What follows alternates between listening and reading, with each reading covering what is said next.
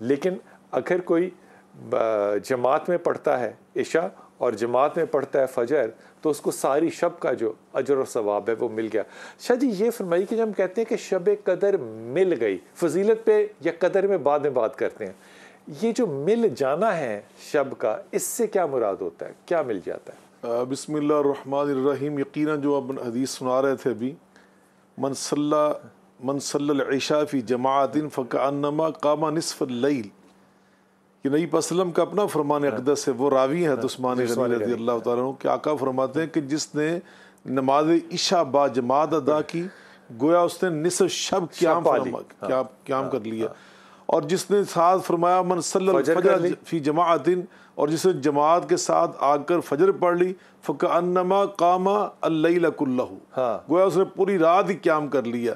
तो यकीन ये तो बड़ी फजीलत है। अच्छा, मेरे जैसे जिस नालायक ने हज़रत उस्मान गनी की ये रवायत पढ़ी है, अल्लाह, कोई शब नहीं ऐसी गुजरनी अब शब कदर की जिसमें हजरत उस्मान गनी को इंसान याद ना कर रहा। सुभान अल्लाह, क्या आसानी की है। यकीनन ऐसे ही। तो ये जो शब मिलती है आमतौर पे लोग के जागते हैं कि शब मिल जाए, वो कैसे मिलती है? हाँ, यकीनन हजरत उम्मुल मोमिनीन सैयदा आयशा सिद्दीक़ा रज़ी अल्लाह तआला अन्हा फरमाती है कि मैंने आका से अर्ज़ किया, आका इन असब्तु लैलतल क़द्री, अगर मैं शब कदर को पा लूँ तो फिर मैं क्या पढ़ूँ?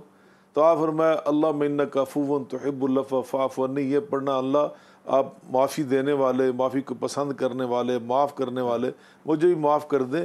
तो जो उन्होंने फरमाया ना, वही जो आपने सवाल किया, अगर मैं पा लूँ, असल में वो घड़ियाँ हैं कबूलियत की, अल्लाह के साथ ख़ास एक जो इंसान का दिली और कल्बी रिश्ता कायम हो जाता है ना, वो जब रिश्ता कायम होता है उसको कहते हैं शब कदर को हमने पा लिया।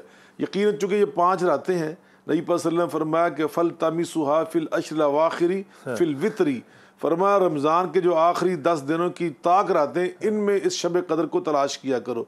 तो नबी करीम अलैहिस्सलाम ने 5 रातों का तयन फरमाया, और फिर उसमें आप ये फरमा रहे हैं कि उसकी कुछ अलामतें भी आपने बयान फरमाई, लेकिन कुछ अलामतें ऐसी हैं कि जो हर मोमिन को और गैर मोमिन को, मुसलमान को गैर मुस्लिम को, सबको नज़र आती हैं। मिसाल के तौर पर आप फरमाते हैं मौसम मुतदल होता है, रोशन होती है और रात, और उसमें बहुत ज़्यादा ना सर्दी होती है ना बहुत ज़्यादा गर्मी, इस तरह की वो ये चीज़ें हर इंसान एहसास कर सकता है।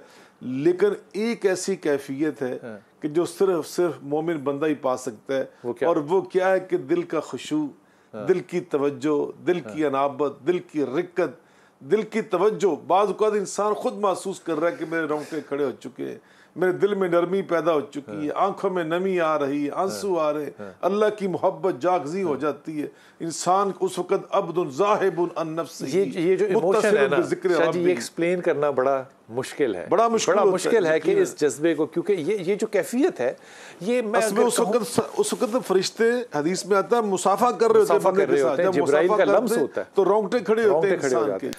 ये जो कैफियत है, ये रूहानी भी है, जिस्मानी भी है, आपके अंदर का भी एक जो मोमिन है वो भी इसको रिस्पॉन्ड करता है। लेकिन ये बात जहन में रखिएगा कि अल्लाह जब कहता है ना कि तुम मुझे याद करो मैं तुम्हें याद करूँगा, हम अल्लाह को याद करते हैं, ये बड़ी आम सी बात है, नॉर्मल बात है ना, करना चाहिए, उसका हक है।